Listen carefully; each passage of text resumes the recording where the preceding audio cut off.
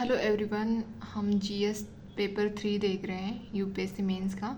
तो उसमें हमारा टॉपिक चल रहा है इंटरनल सिक्योरिटी, और उसमें भी सब टॉपिक अगर देखा जाए इंटरनल सिक्योरिटी का तो वो है linkages between development and spread of extremism. तो ये टॉपिक हमारा चल रहा है। जैसे कि मैंने कहा था, हम PYQ देखेंगे, पहले टॉपिक पढ़ेंगे अच्छे से, उसके ऊपर PYQ लिखेंगे ताकि हमें पता चलेगा कि हम लिख पा रहे हैं या नहीं पा रहे हैं। ठीक है, तो मैंने सोचा था इसके ऊपर आज तक 7 क्वेश्चन पूछे गए 2013 से लेके 2023 तक। तो उसमें से मैंने सोचा था कि इस टॉपिक पे कितने क्वेश्चंस आए हैं। तो गूगल पे सर्च किया तो देखा वहाँ पे 7 क्वेश्चंस इसके ऊपर आ चुके हैं, इस टॉपिक के ऊपर। कौन से? Linkages between development and spread of extremism. Even 2022 में, 2023 में इसके ऊपर क्वेश्चन आ चुका है। तो हमारे लिए इम्पॉर्टेंट बन जाता है, एटलीस्ट 1 क्वेश्चन तो इसमें हर साल या अल्टरनेटिव ईयर्स में पूछा जाता है। तो इसीलिए ये टॉपिक हमारे लिए इम्पॉर्टेंट हो जाता है। और इससे अगर हम इसको प्रिपेयर करेंगे ना, तो हमारे लिए भी प्रीलिम पर्सपेक्टिव से भी ये टॉपिक इम्पॉर्टेंट बन जाता है। क्योंकि जब हम प्रिपेयर करने लगते हैं ना, जैसे अभी यहाँ पे डायरेक्टली आर्टिकल पूछा गया है 244 वाला आर्टिकल, तो ये हमारे प्रीलिम्स के लिए भी इम्पॉर्टेंट होता है। तो ऐसे प्री प्लस मेंस का अगर आप देखोगे ना, तो दोनों भी एरिया में हम बेनिफिशियल रहता है, तो हमें बेनिफिट होता है। तो इसीलिए हमें मेंस की प्रिपरेशन अच्छे से करनी चाहिए। तो चलो देखते हैं, क्वेश्चन एक ही दिखाऊंगी मैंने कैसे लिखा है। अगर आप कहोगे या नहीं कहोगे तभी भी मैं PYQ सारे ही लिखने वाली हूँ इसके ऊपर, और उनकी प्लेलिस्ट भी बना दूँगी।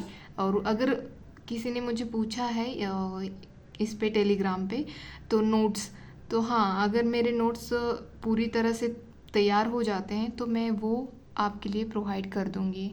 मैं ये नहीं कहती कि आप उसी के ऊपर डिपेंड रहो, आप सिर्फ देख सकते हो। मेरे ही नहीं, किसी के भी नोट्स मत फॉलो करो, जस्ट देखो और खुद के बनाओ। खुद के बनाना बहुत इम्पॉर्टेंट होता है। ठीक है, तो चलो देखते हैं। पहले तो हम क्वेश्चन देखेंगे और उसके बाद आंसर देखेंगे। तो यहाँ पे क्वेश्चन है, article 244 of the Indian constitution relates to administration of schedules area and tribal areas. तो यहाँ पे एनालाइज पूछा है, the impact of non implementation of the provisions of the 5th schedule on the growth of left wing extremism. जो extremism है जिसकी, जहाँ पे हम 5th शेड्यूल एरिया को अच्छे से मतलब इम्प्लीमेंट नहीं करते, तो उसके इम्पैक्ट कैसे होते हैं और उसकी वजह से ये लेफ़्ट विंग एक्सट्रीमिज़म कैसे बढ़ता है, मतलब इसका जो पावर है वो उसकी ग्रोथ कैसे होती है, ये पूछा गया है। मतलब सिंपल वर्ड्स में अगर देखा जाए तो जहाँ पे हमने 5th शेड्यूल जो है वो अच्छे से इम्प्लीमेंट नहीं किया है, तो उसकी वजह से इसको बूस्ट मिल रहा है लेफ़्ट विंग एक्सट्रीमिज़म को। तो वही उसके क्या इम्पैक्ट है यहाँ पे हमें देखना है। पहले तो हमें जानना है आर्टिकल 244 है क्या एक्चुअली। तो उसी से रिलेटेड मैंने यहाँ पे इंट्रोडक्शन स्टार्ट किया है यहाँ पे। ठीक है, तो ये इंट्रोडक्शन लिखा है, इसको आप ब्रीफ में भी लिख सकते हो। मतलब अगर टू द पॉइंट भी लिखना चाहो तो आप लिख सकते हो, इतना ज़्यादा एक्सप्लेन करने की भी ज़रूरत नहीं है। एग्जामिनर जानता है 244 आर्टिकल मतलब क्या होता है।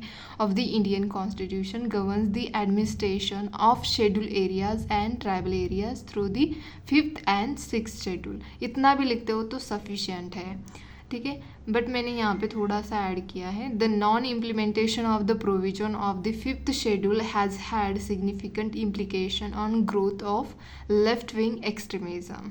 तो इसमें ज़्यादा महत्वपूर्ण रोल निभाता है। जहाँ पे हमने 5th शेड्यूल को अच्छे से प्रॉपर इम्प्लीमेंटेशन नहीं किया है, उसकी वजह से इसकी लेफ़्ट विंग एक्सट्रीमिज्म की ग्रोथ अच्छी खासी होती है। कैसे होती है वो नीचे देखना है। पहले यहाँ पे हमें प्रोविजंस देखने हैं कि 5th शेड्यूल में क्या प्रोविज़न बनाया है।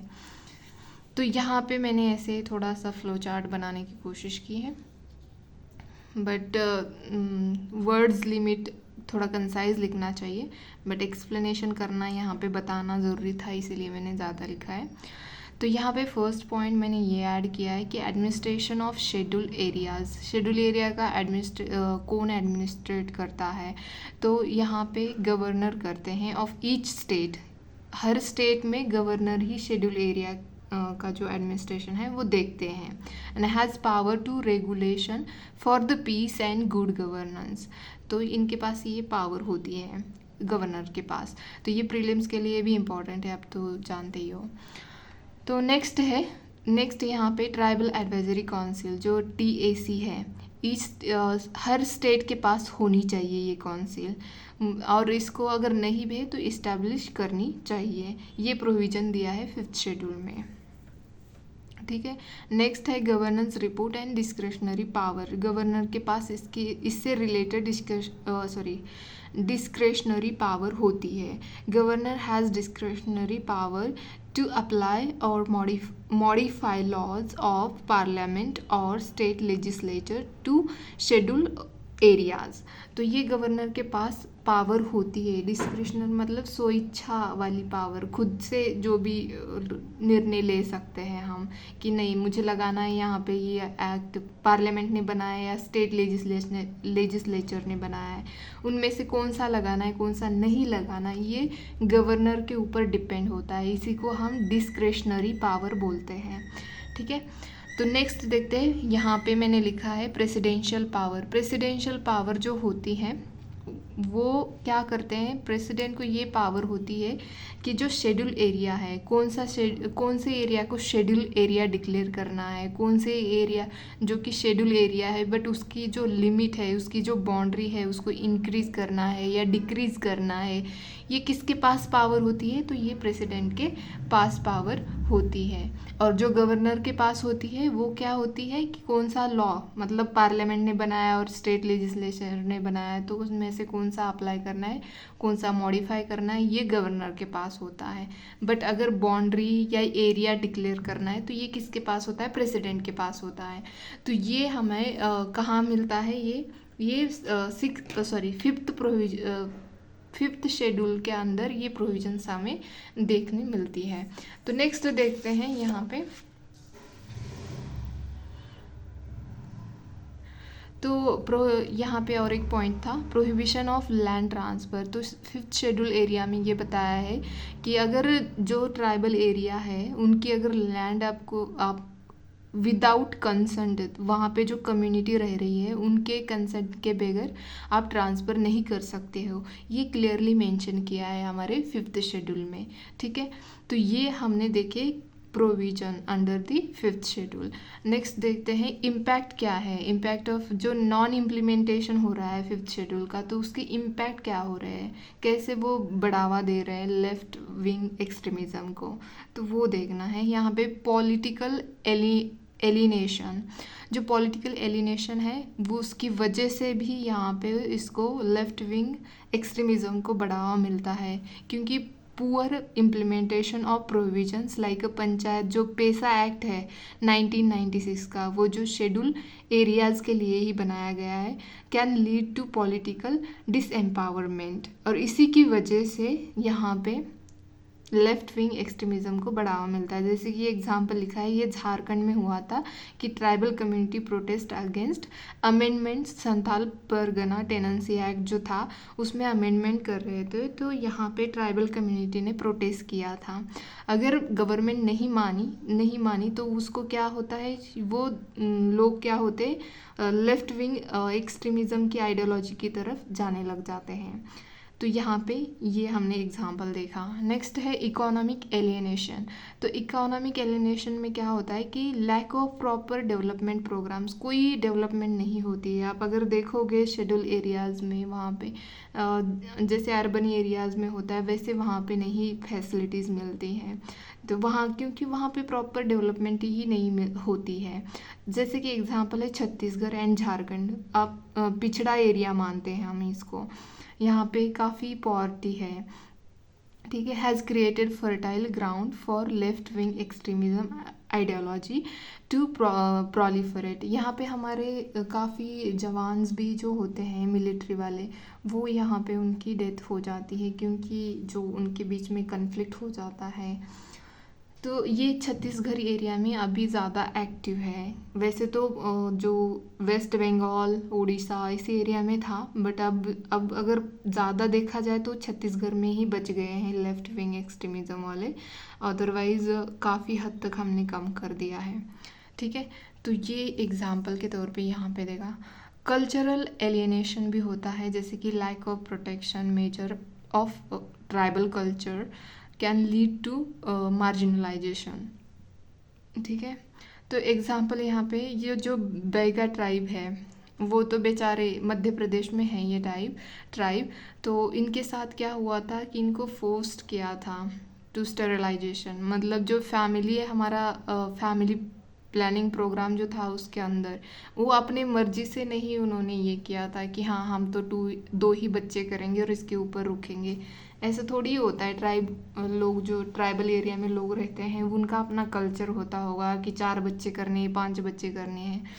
बट उनके साथ ये फोर्सफुली ये स्टरिलाइजेशन हुआ था।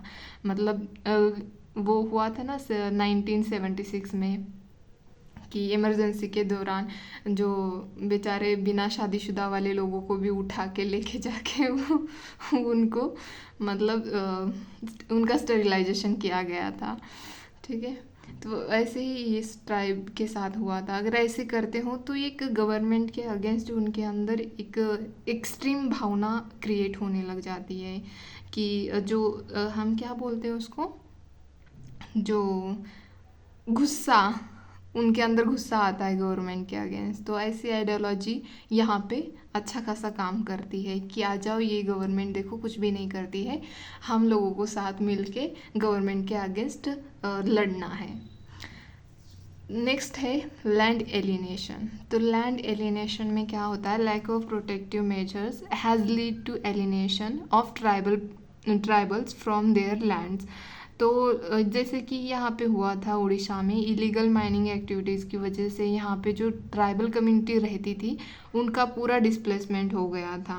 तो ये आगे जाके यहाँ पे वो वैसे ही होगा ना कि अगर उनके साथ वो जिस घर में, हम भी तो किसी घर में रहते हैं, अगर कोई यहाँ पे आके हमारे घर के पास खुदाई करने लगेगा तो कैसे होगा, बिल्कुल वैसे ही उनके साथ होता है। तो वही आगे जाके फिर क्या होना है कि गवर्नमेंट तो हमारा कुछ ध्यान ही नहीं रखती है, करती है। तो जो आइडियोलॉजी वाले लोग होते हैं आके मिलते हैं उनसे और वो भी इन्फ्लुएंस हो जाते हैं और ज्वाइन करते हैं ऐसे ग्रुप्स को।